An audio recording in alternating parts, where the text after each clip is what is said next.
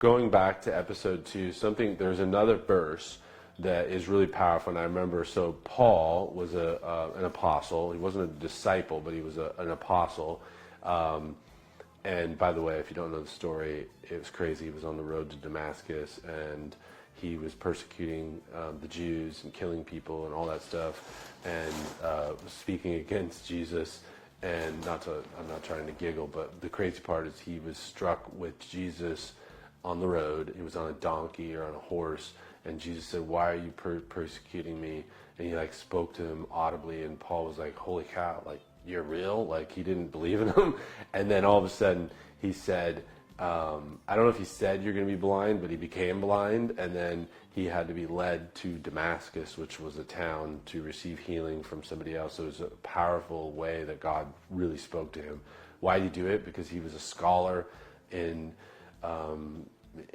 the Old Testament, knew everything about it. And so you take someone that has been disciplined with the Old Testament and knows every verse and can recite it, and you bring them on the side of Jesus, then become a powerful tool for sharing the gospel. And that's what Paul became. So anyways, this is what he said. And this dude, he'd been in prison. He was a castaway. He was on shipwrecked on boats. He literally probably could have died so many other times, but God saved him with angels. But anyways, he fully believed in Jesus. And I think that interaction that he had is how he was able to do what he was able to do. So long story short, he says this, Corinthians 9:27, "But I discipline my body and keep it under control, lest after preaching to others, I myself should be disqualified." And I think what he's saying here is and let me just put it in these words. Going back to Chris Bumstead saying, live in the suck.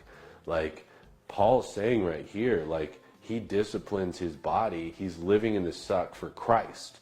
He's living in the sin, realizing that he persecuted the Jews and talked bad about Jesus, and then recognized, holy cow, I was wrong all this time.